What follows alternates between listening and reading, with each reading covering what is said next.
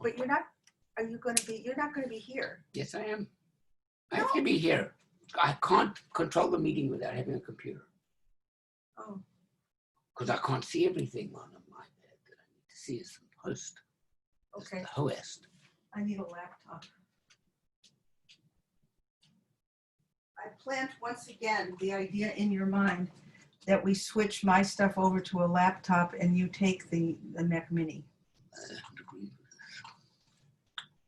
I've not yet agreed with this.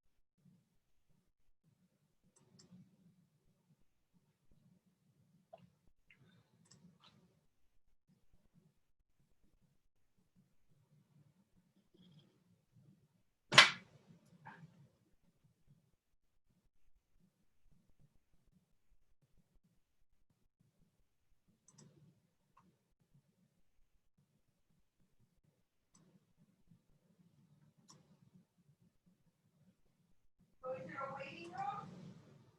Should be. We'll see.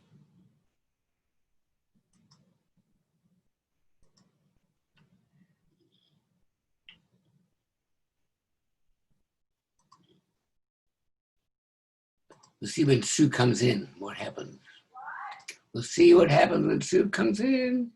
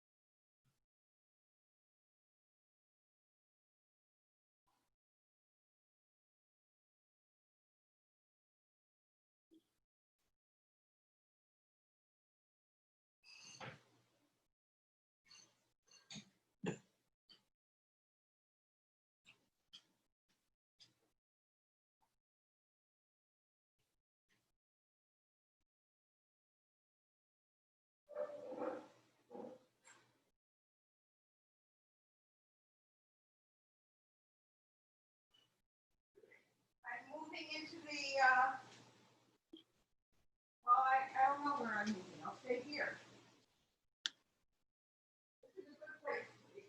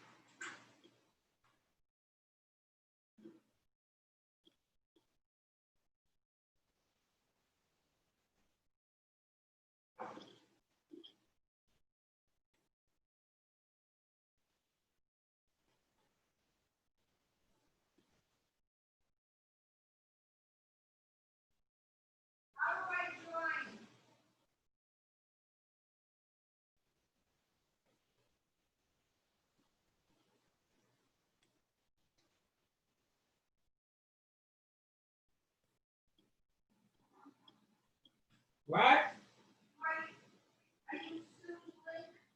What?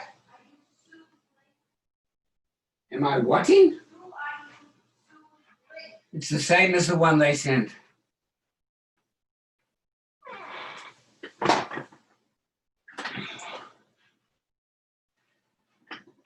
Are you going to get in now? Let's see if it.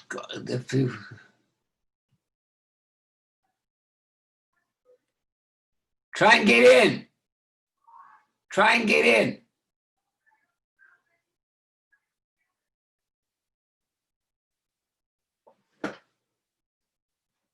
I can't hear you. What did you say? Now I'm in the Zoom, I don't have it on the screen. What don't you have on the screen? The password.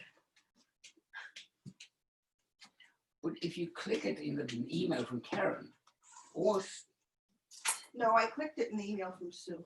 well, It's some password she sent. oh, it's the same bullshit password. The same garbage password.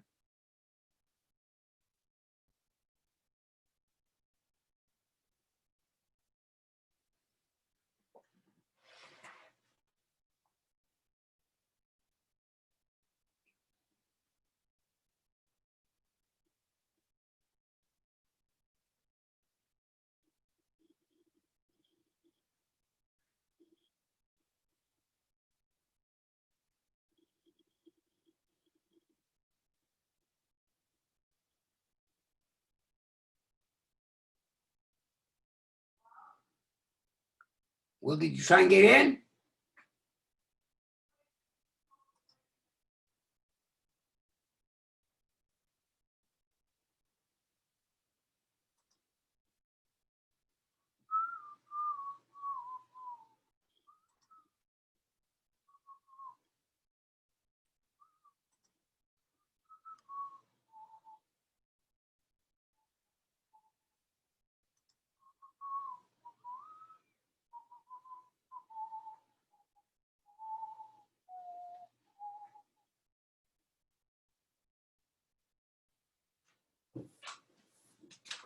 Do you What want me happened? in? Well, it doesn't alert me. Really? It says, please wait, the meeting host will let you in soon. But it doesn't say.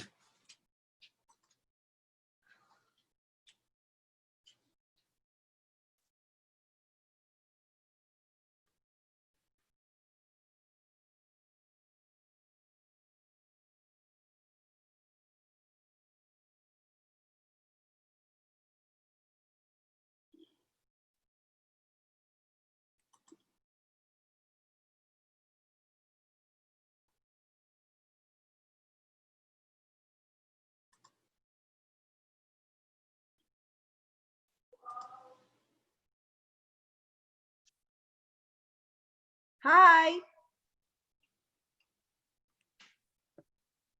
Eric, are you there? Me? No, Eric. Eric's here too? Great. This is Lipman. This is Lipman's. Okay, do we want, I don't know if I want this up I need to first. close the door, Dub. I'm sorry. 1 second. No, I understand.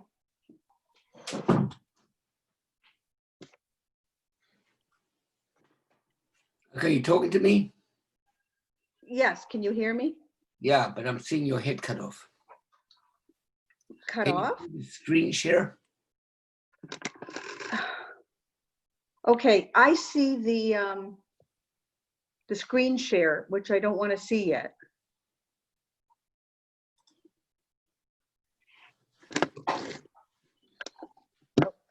Oh, there's Eric. I see him. Okay, I don't know. Hi, Eric. I guess I have to Morning. lower.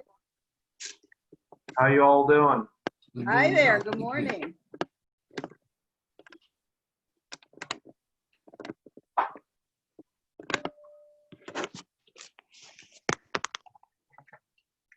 What are you doing, Debbie? I see the roof.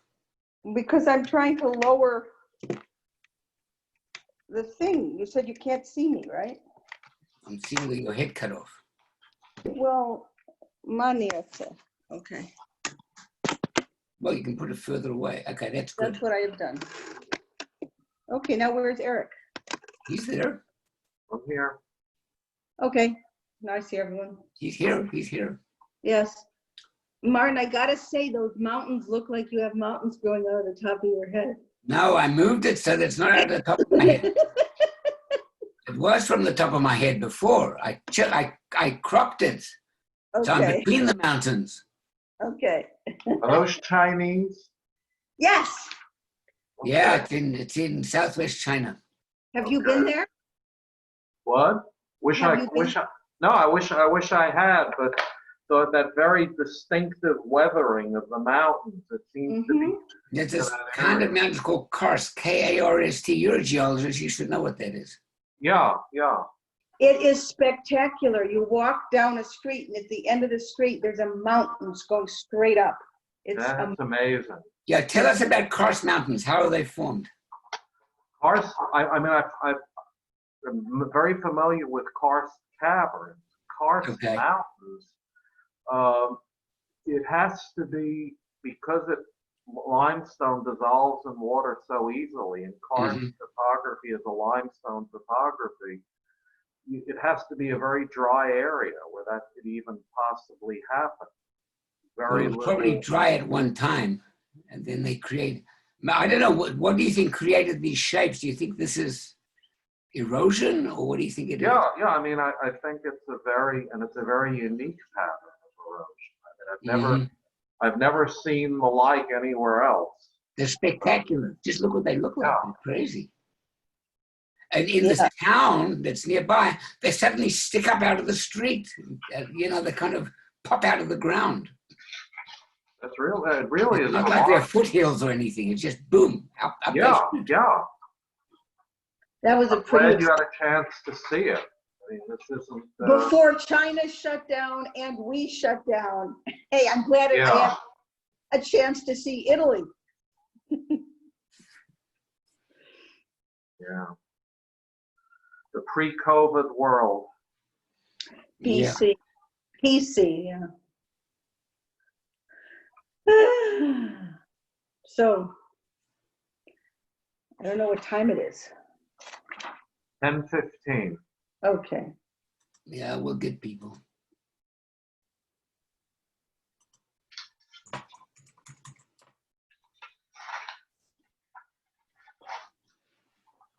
There you have it. See?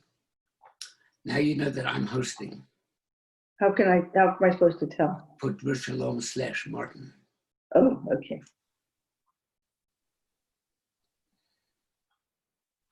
So you'll tell me when you want me to share, and then I will share.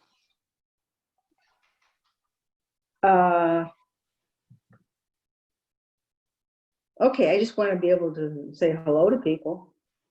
You can share it with Eric if he wants something to think I'll about. share only with Eric. So put it on and then we'll put it off again. I can't share just with Eric.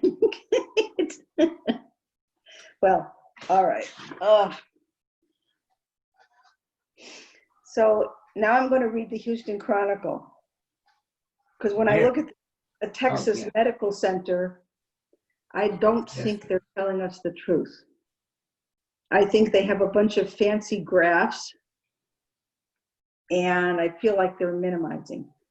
Well, they probably are on the front page of the Chronicle today. Basically, they have a story about how COVID probable deaths are not included in the COVID death count.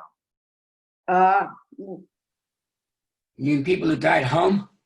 Die at home, they died without a COVID test. Yeah, well, I bet that happens though. When they estimate flu deaths in the country, it's based on that kind of estimate. It's not the number of official flu deaths reported. Well, in New York, they include the probable deaths by COVID in the death count. So what we see reported every day is actually an artificially low number. Right. This is the low end number. Yeah. Yeah, absolutely. What's interesting is the flu death number was supposed to be about 60,000 a year. In a bad year. No, that number is sort of inflated by, I think the CDC is a little bit political. And sort of under the, because the actual recorded numbers have been more like 15,000, but then they extrapolated how many were probably from the But what's flu. wrong with that? They do that with the census. Okay, but at the beginning, people were saying, well, there's 60,000 deaths from the flu, and we're only at 20, 30, Well, 40. you can't explain everything to everybody.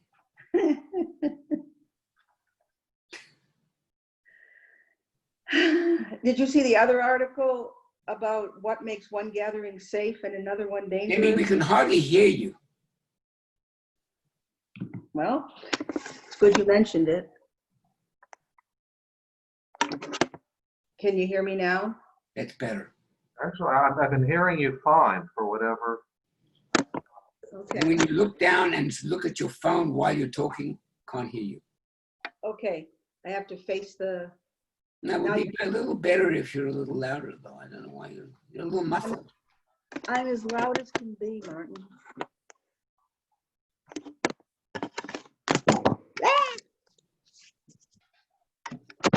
What did you just do? The iPad fell off the stand. Can you hear me now?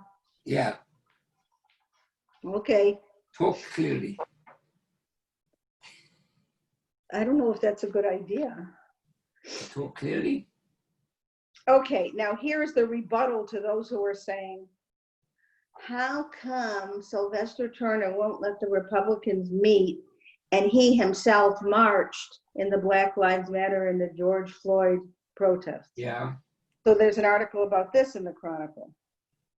What makes one gathering safe while another is declared? Well, the protest was outside. For one. Well, there's a bunch of reasons here. Yeah.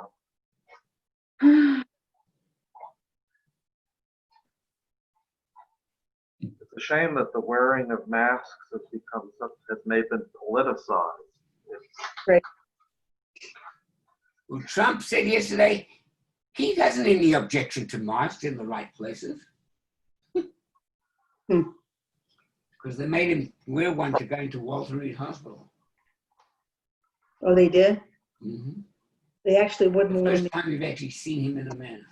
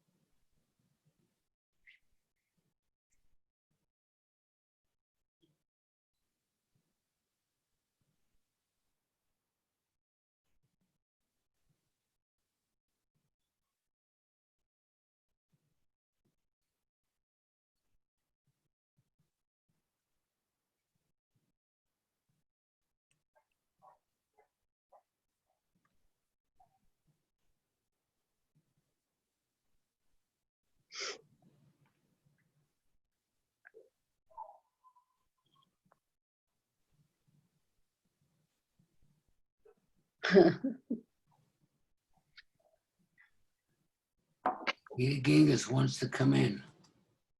Yeah, how do you see it? It comes up under the participants list. Steve Oh. Baker, admit. Morning, Peter.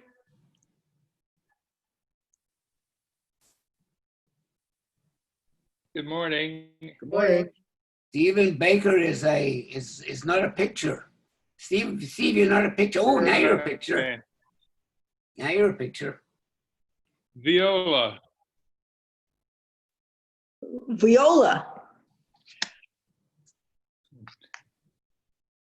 It's an anagram of voila. I know. I got a call once I was talking to a friend's father from a payphone on Marshall Street, which is the like university, like University Ave or Rice in Syracuse. And I said, Sue, hi. could you pick up a Good morning, book for all you beautiful people. Oh, good morning, all you beautiful people. Sue, I'm going to make you a co-host in case you need to let people in, blah, blah, blah, blah, blah.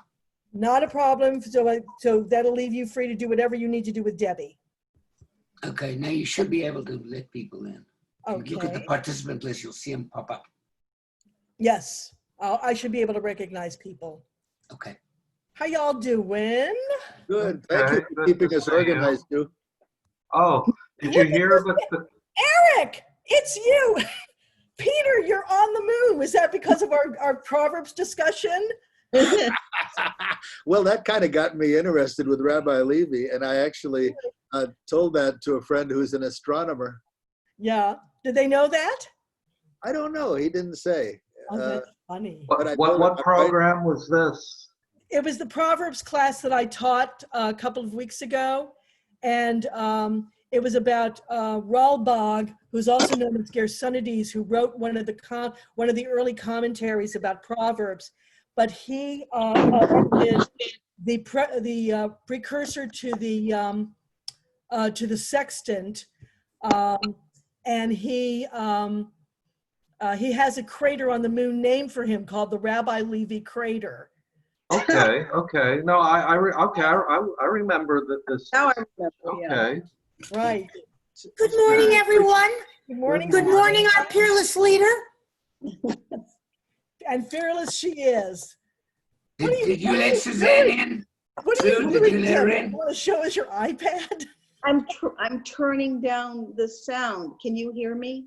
Yes. Yes. Very well. Okay, because before Martin said he couldn't hear me and I turned it all the way up, but it's like echoing around the room in here, so. Sue, did you let Suzanne in? I did. Okay, it works. So this thing works.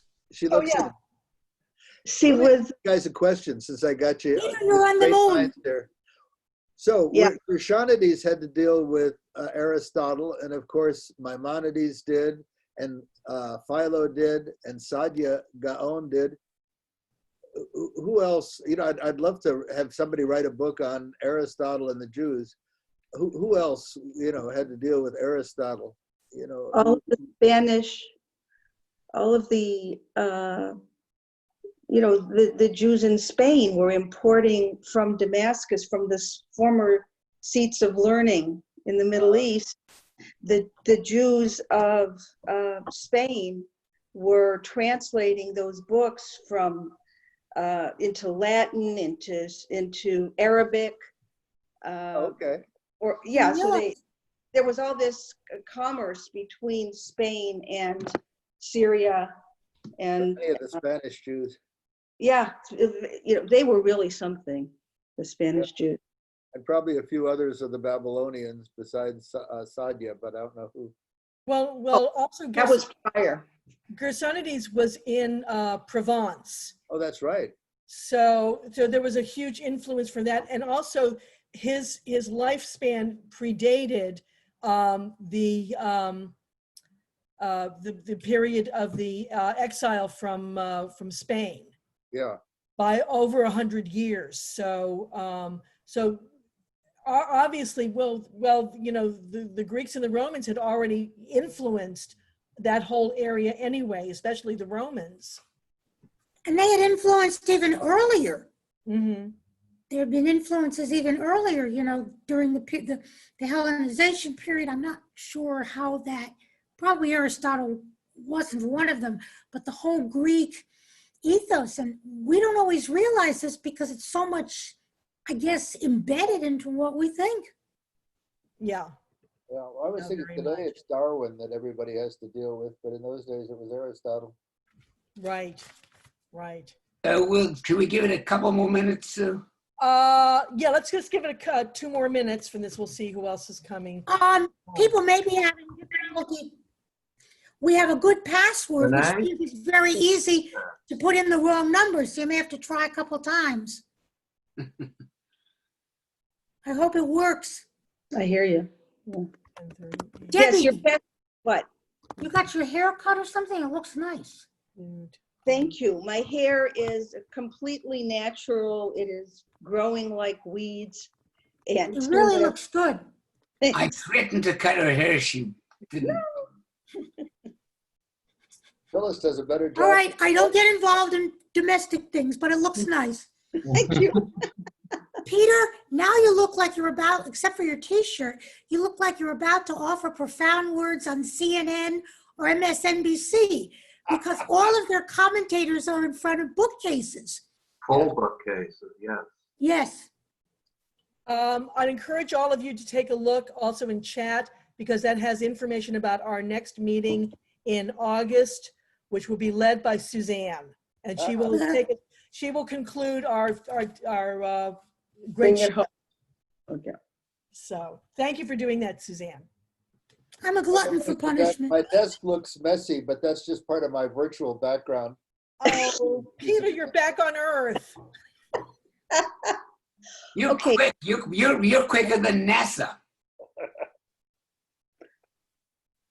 No, I like that one. I like the one Janice Rubin used a couple weeks ago when she led the tourist service. It was the one that's the picture of the sanctuary. And you really thought for a few minutes you were there.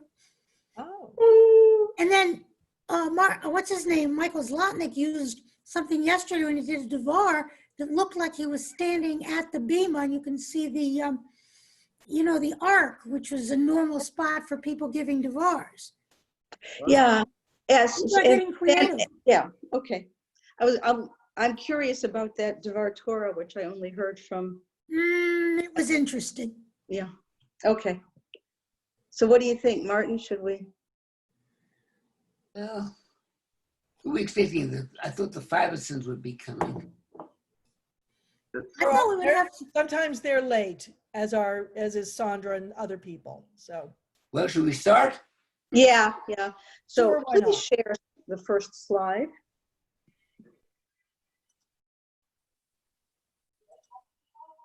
I don't know. Okay, Okay. we're sharing. Everybody seeing that? Okay, so I just, to talk about this, I went back and, I reread parts 1 and 2, and I was struck by 2 things, which are both in part 1. First of all, just what is Kugel directing himself toward?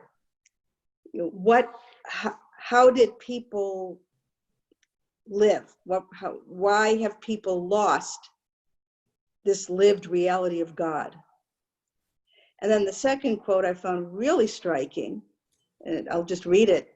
The harsh cultural conditions into which we have been born, that is modern life, for the most part, turned our originally open, semi-permeable selves, which is what we had in biblical times, into oddly stunted and closed off organs, which today are scarcely aware of their tiny opening to the outside.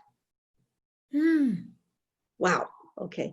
Now, just to clarify, he doesn't really explain the tiny opening until halfway through part 3, when he talks about the soul, which is a part of God and which has an opening to the divine.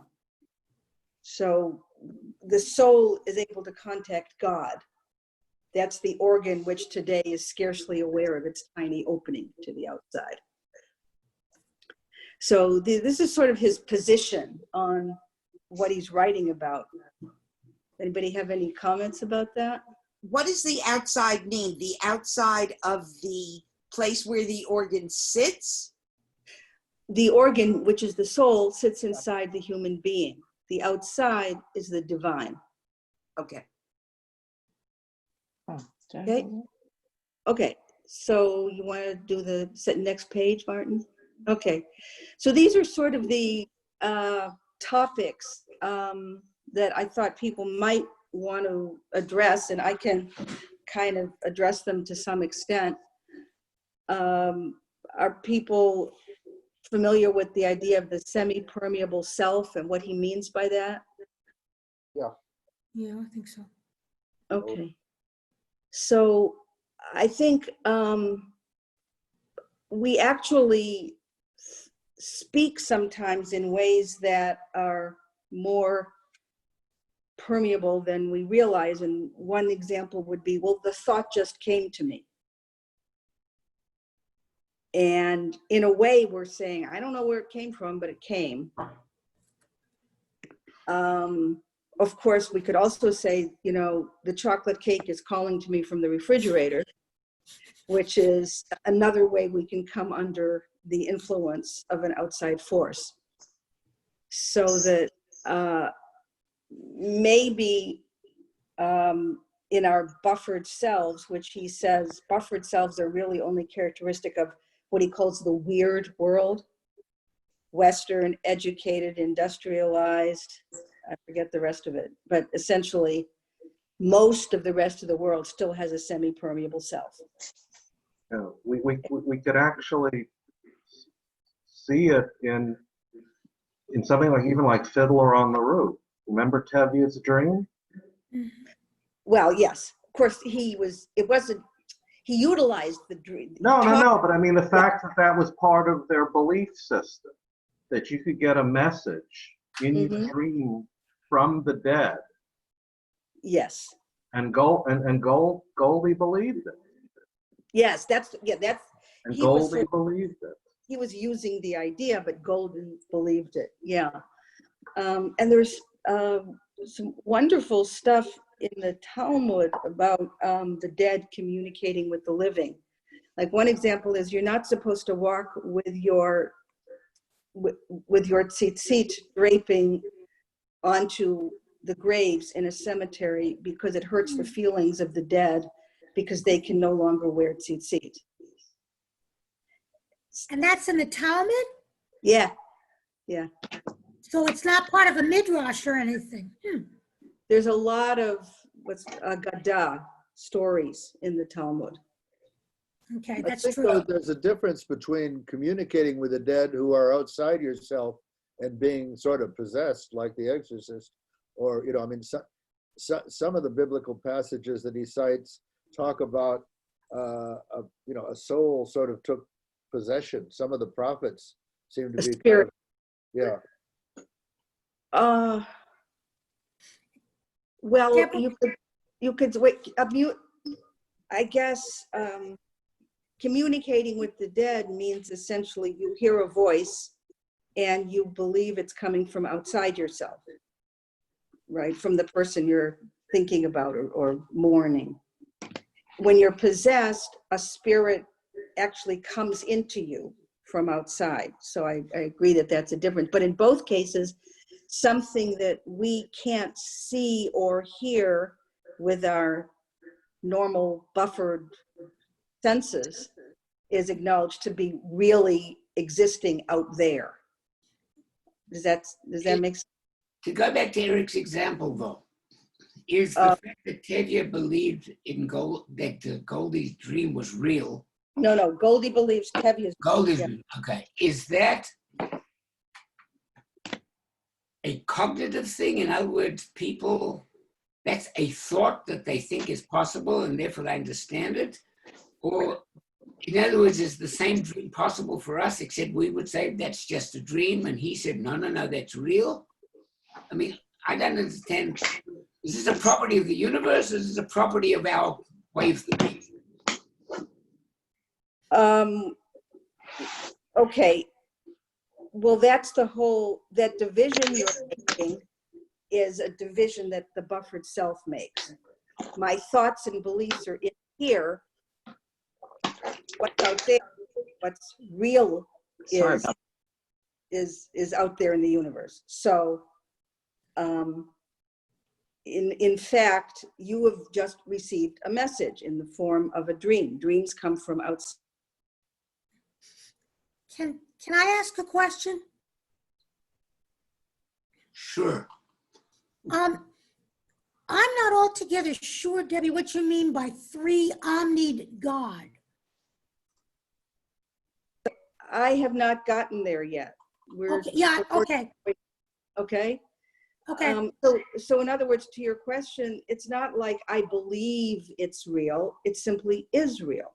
For a semi-permeable self, Okay. it's just another way of getting messages. Just like I'm looking at the internet on an iPad, you know, I believe that I don't even think about it. There's a server out there somewhere. Somebody wrote it and posted it, whatever.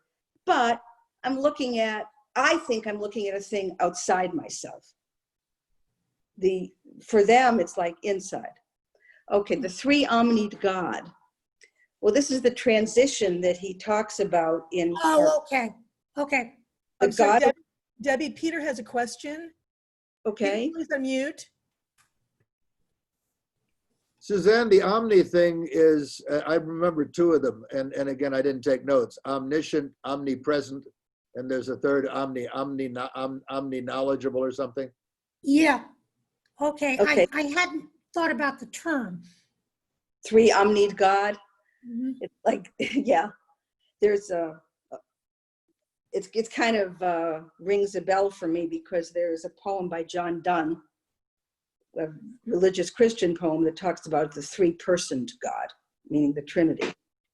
But anyway, the other there's omniscient, which means knows everything. Omnipresent means is everywhere. And the other one is omnipotent, which Kugel says was pretty much the case always. So that Right. wasn't anything new. They just maybe didn't have terms for it. Well, right, okay, so God, the supreme being, in Kugel's opinion, was always omnipotent.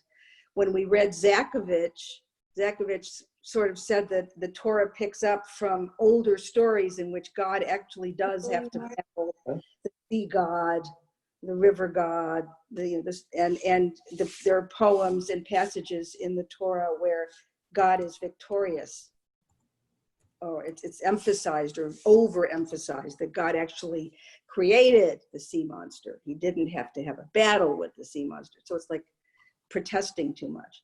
But anyway, and so the God of old, I found it's a kind of a comforting image, but the God of old is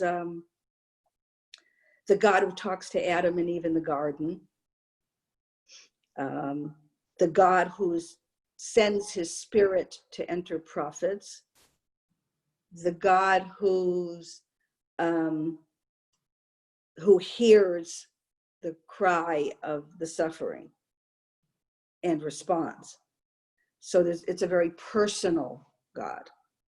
Now Kugel talks about Joseph's God. This is in my part 1 or part 2. So like he says that Abraham's God, or a God of the usual God we encounter, is a hugely commanding God that one just obeys, but relates one-on-one. Joseph's God is really not there in the story very much. Joseph says, well, God will interpret dreams, not me, but you never hear God talking. You never hear God helping Joseph. You never hear Joseph praying to God when he's stuck in the jail for who knows how long. So in fact, the God of Joseph is kind of a hint of what we're headed for with the three-omnied God. Okay. All right, so then why do we do bad things? This is kind of similar to the chocolate cake issue. We do bad things because we are weak-willed, because our Yetzer Tov does not sufficiently overcome our Yetzer Ra. Or we do bad things because an enemy or an evil spirit or a demon or Satan enters into us and causes us to do this bad thing. And in this transitions phase, Kugel also traces how we get from here to there. So what was first? First was The Satan God of- and demons entered us? Yeah, that's the same as we evolved to, we have a Yetzer Ra? yeah. And when did that transition occur? That was in the late Second Temple times. And there were all these other writings, the Apocrypha and so forth, that that refer to, you know, evil forces, and my spirit is battling, and let, you know, please help my spirit be victorious. So it becomes sort of more inward. I'm thinking that, you know, a lot of this is explained in my chart, which comes next. So let's kind of move to, this is a complaint. Nobody else's God made laws. And this is an assertion that Kugel makes. God as lawgiver is unique, according to Kugel. Other gods ran things or capriciously ran things, but kings made laws. So the God of the Torah is a different relationship with humanity, because God's self made laws. How does that relate when you think of Hammurabi, who we think preceded the Torah-giving God? Yeah, Yeah, at least Yeah. that. right. And Hammurabi was a king, not a god. Yeah. Eric? Can't hear you. Unmute. Can't hear you, Eric. Thank you. Okay. Still can't hear you. Can you hear me now? Yep. Okay, Kugel talked about how the covenant was modeled on these Serenity treaties Uh-huh. that Yeah. that, let's say, kings made with lords who were loyal to them. Mm-hmm. And in light of that, it's not surprising that God, you know, a God would have the law-giving function just like kings would. Yeah. You know, and Yeah. make Okay. But treaties. if you turn it around, how come no one else's God made laws? How come the gods were busy fighting amongst themselves, or you know, fooling around with humans, but they weren't up in the sky or anywhere determining how people should behave? That was something people did in ancient Greece or whatever, as to how people should live together. So, you know, this is kind of a strong version of the claim, but it becomes very important in the relationship between God and people. And that's why I bring it up. So, okay, I think I should show my chart. Shikers want to say something. Yes. Me too. Go ahead. Who said me too? So Ed unmuted. So Ed, did you want to say something? Yeah. The one thing when he talked about Joseph didn't answer a question I've always had. If you look at the Torah, the 5 books, there is only one story which is very big. It takes up a lot of the story of Joseph. And like you said, Joseph never interacts with God. Everybody else in the 5 books interacts with God, but not Joseph. He just gets these messages from him. And I've never understood that. Is there any explanation of that from the Talmud, from anything? I've never heard any explanation of that. Okay, anybody have a thought on that? I read an essay a number of years ago from this, who's a woman writing for Conservative Judaism magazine, who said that the whole of the book of Genesis, particularly beginning with Joseph, is really about familial relations, and that it's kind of surmised that whatever Joseph understood God to be, that he got this by watching his father, and that was the way that it informed him, but that he was the first one of the so-called patriarchs who did not have to have a full-on one-on-one relationship with God to understand that there was a God. So that's really not a very satisfactory answer from this, but it's at least one answer. Okay. So a comment about the structure of this thing, that the Suzer or whatever it is. Ed and Gloria, you remember we watched that DVD lecture by Christine Hayes years ago, where she shows quite clearly that the structure of the 10 Commandments is the same as the structure of some of these declarations of law by, I don't know whether it's Hammurabi or others in the Babylonian world, but it's structured the same way, with a declaration of who the king is, who the sovereign is, and then here are the laws that I'm propagating, and so on. Yeah, and interestingly, there's other parts of the Hammurabi's code which Kugel talks about this. Like, for example, in these typical treaties, suzerain vassal treaties, there's a commandment to put the treaty in a special place and take it out and review it periodically. And there is a list of consequences of the vassals being disloyal. That's not in the 10 Commandments, but it sort of plays out later in the Torah. And those are things that features also of treaties. That thing about thou shalt have no other gods before me is a loyalty oath. Yes, but yes, yeah. Okay, so Kugel says something interesting about the word before, which is that sentence implies that there are other gods. Mm-hmm. It doesn't say, I'm the only God. He says, I'm the God who did all this stuff for you, like taking you out of Egypt.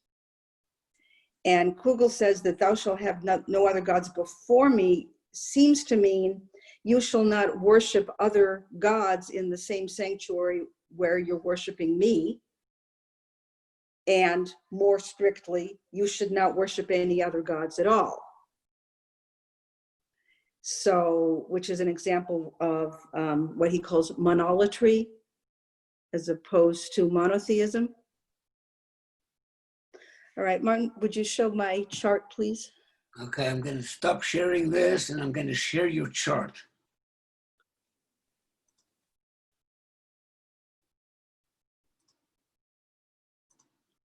Here it is. Okay, you might want to sort of, squeeze out or zoom so you can see parts of it. I tried to sort of figure out the whole book. What is he saying? What happens over time?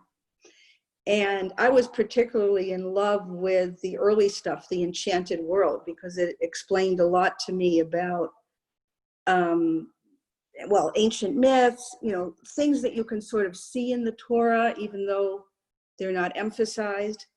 Like there's a bunch of places, like for example, Elijah has this big conflict with the priests of Baal.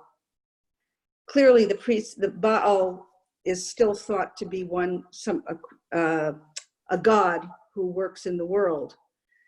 Or another example is there's lots of statements that God has an Asherah, God has a female consort.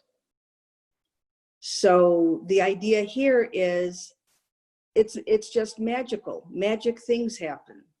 A god can be of one place and of another place. The essence of the god enters into the idol, and then it's actually there. He has this wonderful image of the temple of a god is a foreign embassy. It is, you know, when you go into an American embassy in Iran, let's say, you're going into a foreign country. You are leaving Iran and entering the United States. So by the same token, when you enter the temple, you are entering sacred space, the space of divinity. Eric, you wanted to say something? Yeah, about, I guess, Yeah, okay. monolatry. You know, I was thinking with Asherah, I'm wondering just whether in late biblical times, wisdom somehow became the counterpart to the Asherah. I agree completely. Yes, I thought that too. And is female. And of course, now we have the Shekhinah. So, I mean, which kind of, I don't know that it's a concept from,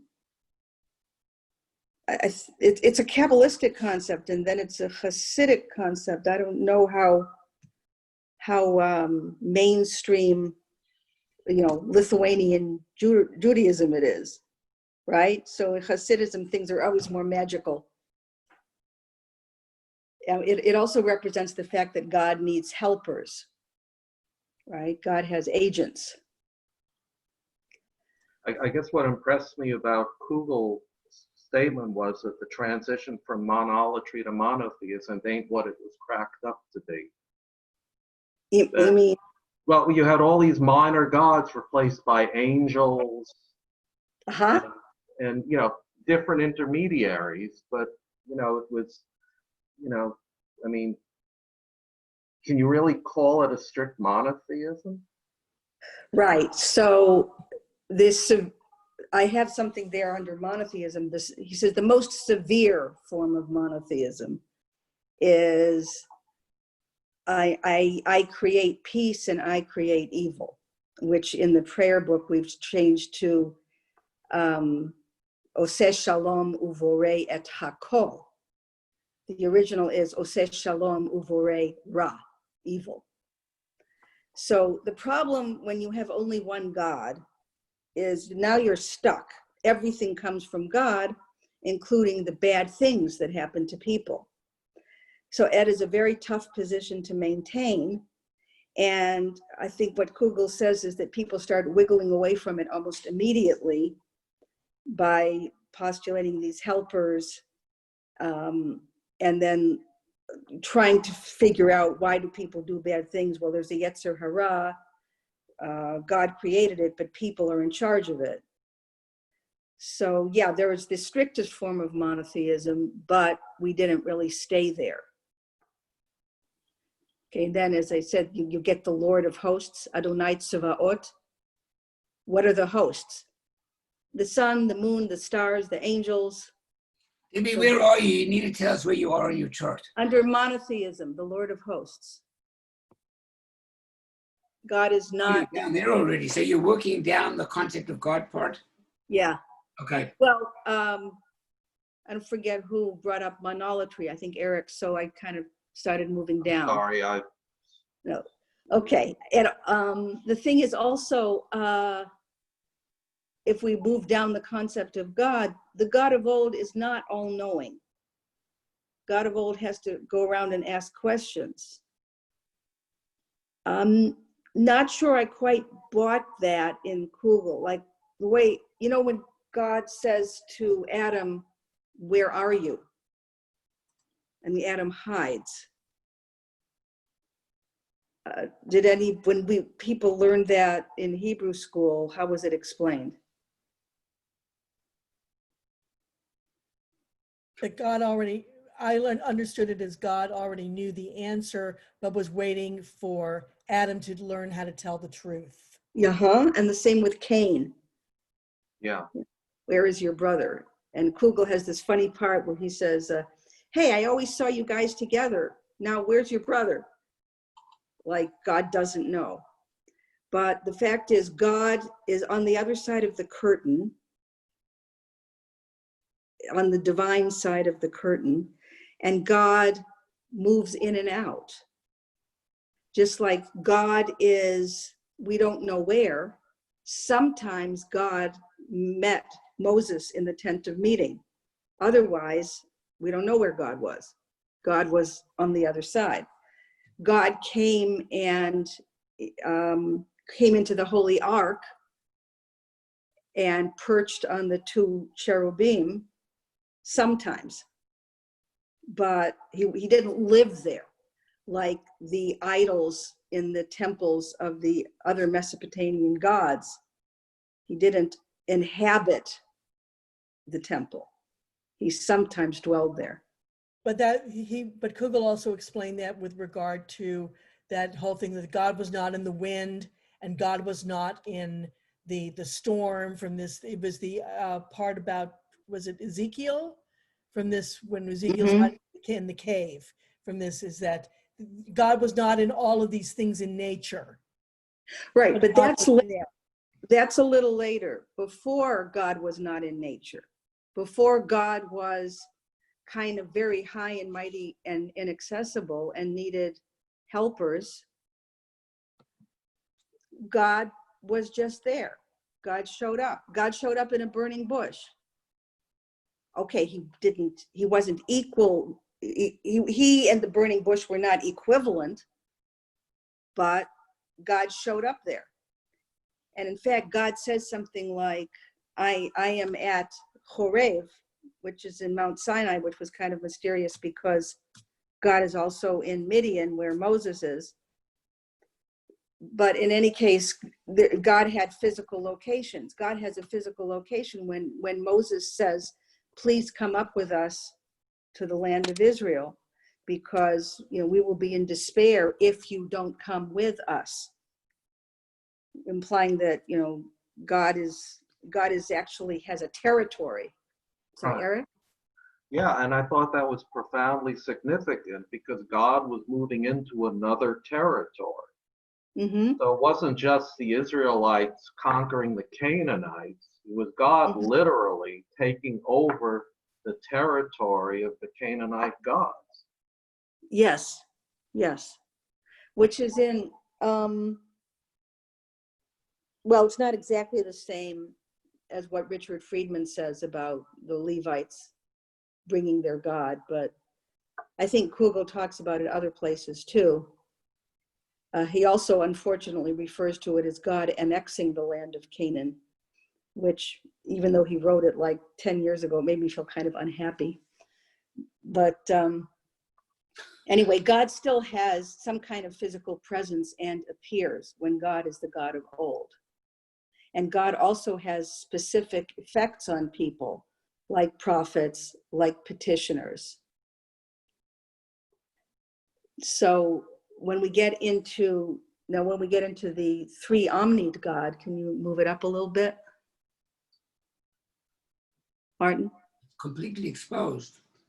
Okay, but I've got all these pictures of people. I guess I can get rid of them. Wait. Okay, Okay. well, Move it down again then. This is where this is really a lot of what happens in part 3, is he talks about how God transitions and how people transition sort of at the same time.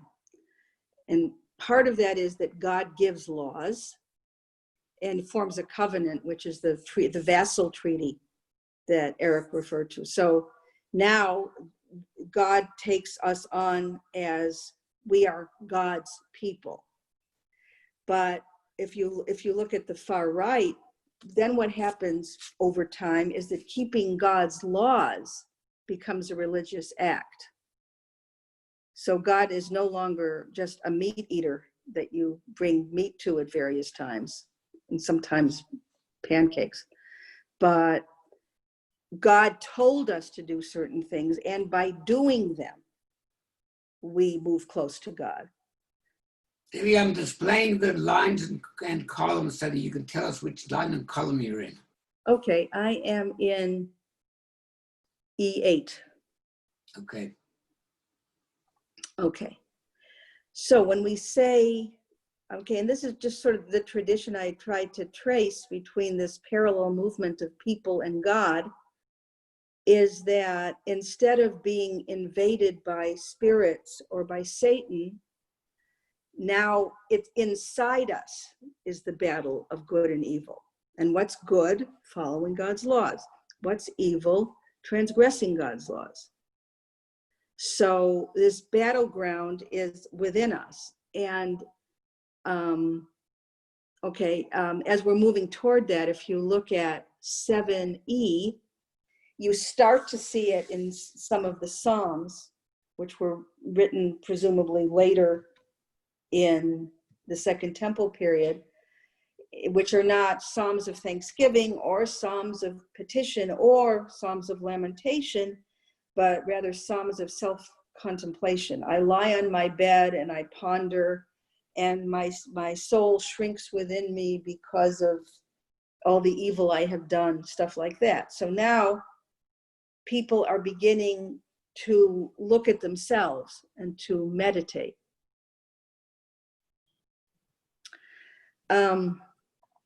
So as God has transitioned to omniscient and omnipresent, he is more distant. He does not talk to us. He does not intervene directly. He's a long-range planner. And then there's some very interesting stuff about the Jubilee as a unit of time, and Daniel and writers of the Second Temple period calculating time in Jubilees. And Kugel's point is that, okay, God was with us. God took us out of Egypt. God decided that Solomon should build the temple. And then the Babylonians conquered us and we were in exile. And then God intervened and the Persians conquered the Babylonians and we came back to the land of Israel. But in the years after that, after we returned in 530 something, I think, for 500 years, it didn't seem like God intervened on the side of the Jewish people, and the Jewish people did not ultimately have a kingdom of their own. So people started wanting to understand that and explain it. And the idea that, okay, it's more of a long-range plan. This is the idea that Kugel introduces with Joseph. Joseph is sort of an early hint of this kind of God. 7 years of this, 7 years of that. Now it's 490 years of this, or 2,000 something years of this, that we can't really know what the end is going to be, but it is for sure that God is in charge and God is working toward those ends. So the fate of the soul, I think, becomes the most interesting part here, because it's like all the responsibility is kind of inside us. And that's where I say in 8E, the stark inner landscape. The self is a stark inner landscape, opening the way to the divine. The reason I bring that up, okay, first let me ask if anyone has any thoughts about this. Oh, come on, somebody must have thoughts. Man. So where would you place people in the current day who think that God wants them to annex the West Bank? Oh, Seriously, what model are they working on, according to? I would say the model in row 8, God has a long-range plan. God utilized the secular Jews to build the state. And then God utilized the Israeli soldiers to conquer the true land of Israel. And those are signs that we should proceed with what we into it to be God's purpose. Would you agree with that? Well, the question is, how do they know this? And at some point, people knew these things because God spoke to them. But is God speaking to the settlers? I mean, what's happening? Maybe Even with the Both prophet, you have it secondhand. I mean, you have somebody say, well, I spoke to God and this is what he says. So it's been a long time since he spoke to everybody at the same time directly. Yeah, he only did it once, really, at Sinai. And even then, some say they didn't want to hear the whole thing. That's one part of it. And I think the prophet we're talking about is Rav Kook. The whole idea of the beginning of the flowering of our redemption. The state of Israel was a sign. And if you have the proper kavanah, you understand the sign. But Martin, what you're actually talking about is, how do we know what's real, or how do we know what's true? Well, how do we know what God really wants? I mean, in the Christian world, there are people who actually hear God, he talks to them, people go and pray on it, and God tells them what to do. Not a whole lot of Jews talk that way. Okay, so they're more permeable than we are. Christians who pray on it and receive an answer. Well, But I think in terms of the politics of God wanting us to occupy the whole of ancient Israel, the people who believe that don't have this different revelations of God over time. We've been told we're supposed to take it. They read it, it's in the Torah, it's there. So that's how they know it's right. Mm-hmm. We are being very modern by suggesting that we have other reasons to believe what truth is. Mm-hmm. Okay. Rabbi Sachs wrote a book, Not in God's Name, and I was talking about something else, but that is really the question, because God always wants me to smush you. I've never heard God say that he wants you to smash me. And well, actually, our prophets, that's what our prophets did. God's gonna, waste your land and whatever. So they actually did. Yeah, right, of course. Okay, so Kugel sort of enters into neuroscience here. He talks about the self as a construct. The modern self is a construct. I mean, looking back, we can kind of describe what the semi-permeable self was as a construct. But when he goes on, and this is where the mind-body problem, all that stuff comes in. But he makes an interesting point with regard to color perception. He says that what enters our eye, our organs of sight, is wavelengths. And those wavelengths have to travel through the brain and get mixed with some preconceptions that we have to create the things, to construct what we actually see. And he says the wavelengths, it's not like we're seeing a whole bunch of blurry stuff with little blinking signs that says what the wavelengths are. Okay? But that's all that's coming in. What we're seeing is what we construct. So he says the same thing about the idea of having a self. We construct a self because we think that our memories and our experiences happen to us, but then our memories are inside us. And Kugel describes this people who exist today, who believe that when we have a memory, it's something that's attacking us from the outside. So you have to ward it off or put spells around it or something so that the memory won't cause you harm. And this is not so hard to believe if you think about post-traumatic stress, where memories actually do attack you. So in other words, the way we are constructed, everything is inside us, no problem. Except for the problem of then it's up to us to do good and not bad. But for many, many people through time in the world, those things are not up to us. They're things that we worry about. They're things that we go to witches or enchanters and we cast spells and we otherwise try to protect ourselves from, but they are outside us, including memories. And an interesting thing he says in the book is that it's not like those people are more primitive than we are, or that we are more evolved than they are. Just like it's not like the language of primitive peoples is more primitive than English, according to Kugel. I mean, Peter, maybe you can speak to that. Yeah, no, that's quite correct. That there are so-called primitive people who have a grammar that would bend your mind. You know, and also, by the way, from a linguistic point of view, in terms of the colors, you know, we think that there's something basic about red, yellow, blue, but other languages and therefore divide up the color spectrum quite differently, and assuming, you know, they think about different colors, either fewer or different than we do. Mm-hmm.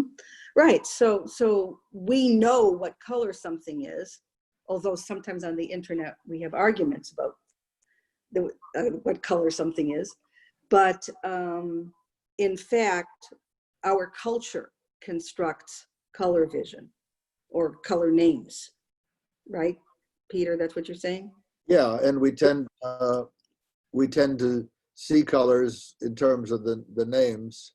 So we will see something as green or blue or yellow, and probably, you know, I'm not sure exactly what the connection is between the names and the perception, but if you had different names, you would probably perceive the colors differently. Isn't that a very Jungian kind of concept that the color is supposed to evoke some kind of emotion or other thing? I mean, wasn't Jung one of the first to talk about that? I do not know. I don't know. Let's just say an experience.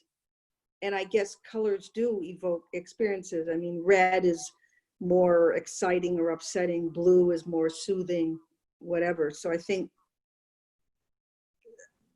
I mean, I agree with you, but I don't know what Jung wrote about it.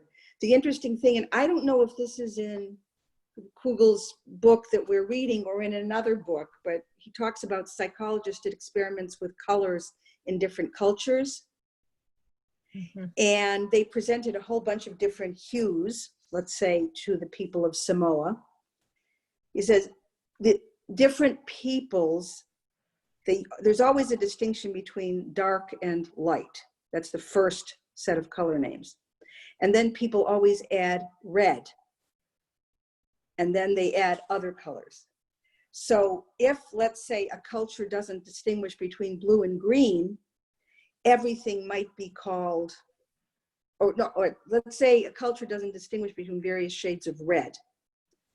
What we would call pink, what we would call orange, all of it is red. But as I recall, what happens is when those people are asked to identify the central color, the most quintessential red in the group, they will choose like that place in the spectrum that people with a more specific language would call red.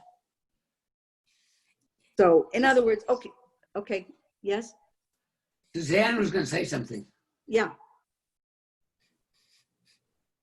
Suzanne? Yeah. This whole discussion on color sort of backs up what I was going to say, and that is at the point we're talking about now, instead of there really only being one or two interpretations, there are many, many, many interpretations of what this means, which is both good and bad. And to bring it back to our situation now, we're seeing a lot of that in the way people interpret what's going on. So it's not abstract, but you can look at it, you know, God's laws is the religious act. That is interpreted in many, many different ways. Mm-hmm. Mm-hmm. Okay. consider And a more- correct a and more somebody else pleasant- considers not. Okay. Somebody else was talking. Who was that?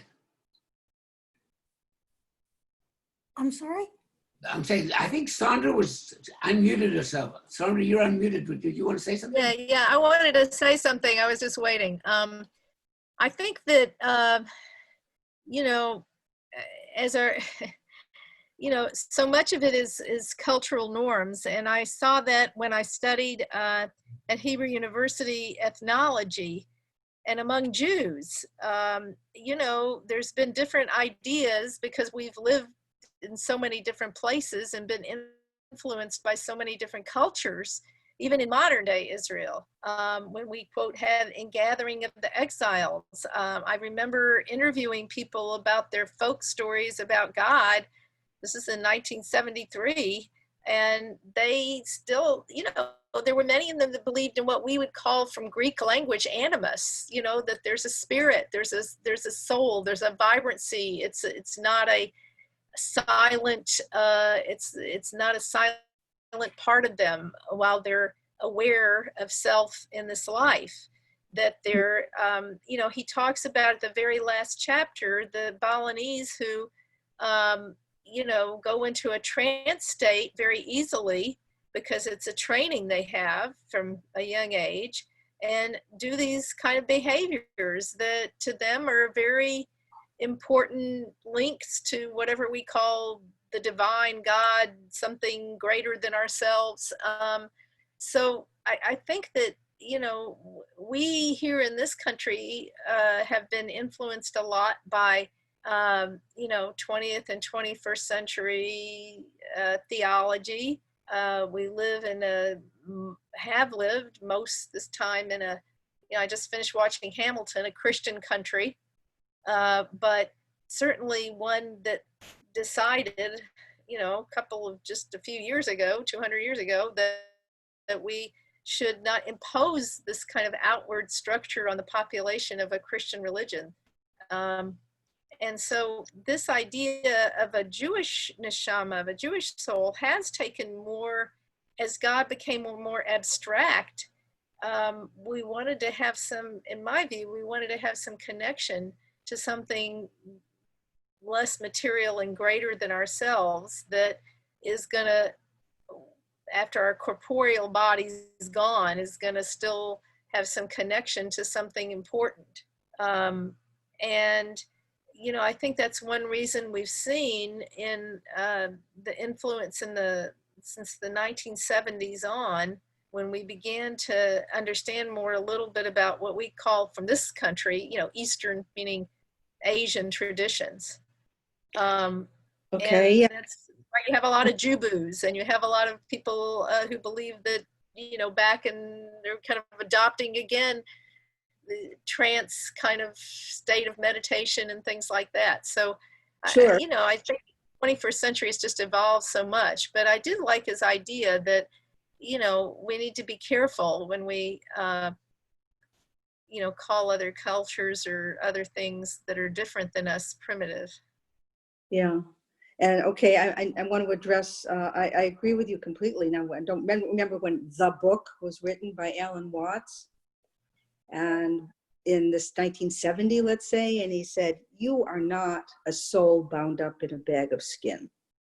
You know, you are part of infinity, you're part of eternity, something like that. So, but I think one of the problems with Judaism in the United States is that the Litvaks got here about 100 years before the Hasidim, because the Hasidim have so much of this vibrancy and magic in their thinking. So to counter the settlers as being the only people who are fervently obeying God's will, the idea in Hasidic life is, you know, with a great deal of joy, we do God's commandments and come closer to God. And okay, there was another part of that. Oh, I was struck that Kugel said this thing about thanking God or remembering God. He says, you know, Muslims say inshallah. Mm-hmm. And in the West, we used to say God willing in Latin. God willing. But where does, I mean, don't you know lots of Jews who say God willing?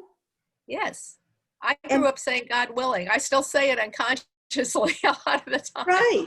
So when Kugel is basically saying, and we don't say that anymore, I think that's what. Orthodox Jews say Baruch Hashem, Baruch Hashem, All the Baruch time. Hashem. They say it all the time.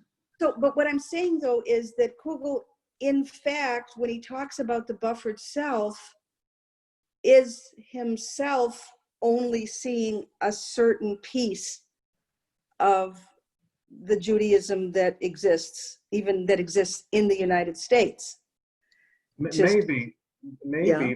but what he was really, what we found so striking was the later insertions of thanking God that were put into accounts in the Torah that were written earlier. It was this notion that people started feeling like, I guess that they could see the causes, they could figure out that they were accomplishing things, and these things were inserted to remember, hey, you're forgetting this is from God. If you were forgetting that God is the ultimate source of everything you're accomplishing. Right, and you better be careful And to you better thank. and so you know this got put in to make sure that even if people did it by rote, they did it. So I wonder with Kugel who the heck he's talking about. You mean He's people? talking about this Western view and this other view. And I don't think there's a Western view that's so obvious to me. I think that even among Jews, there are different views. Certainly, Absolutely. and Litvaks have a different view. Certainly, the Sfardim, a lot of them Lots of magic. have lots of different views on this kind of thing. And I think there are lots of Christian groups who have different views of the extent to which God is inside them or outside of them, and how connected they are and how God speaks to them. So I don't know where he gets the stark distinction between the Western view and other views that we've evolved to. It's a kind of a straw man. Well, he's talking to my mom and dad. Oh, he's talking to your parents. He's poor Kugel spent a lot of time at Harvard and Yale. And in the Northeast, I don't know, people don't hardly go to church anymore. And perhaps he didn't really meet people who were saying God willing and Baruch Hashem, you know.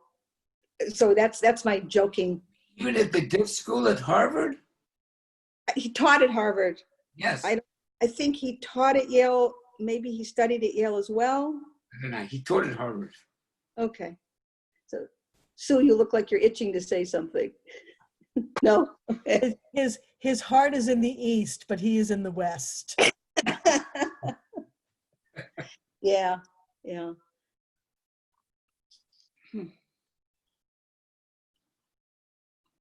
Having lived in New Haven and in Boston with the influence of the school, they are very different, but it is very easy to get wrapped up.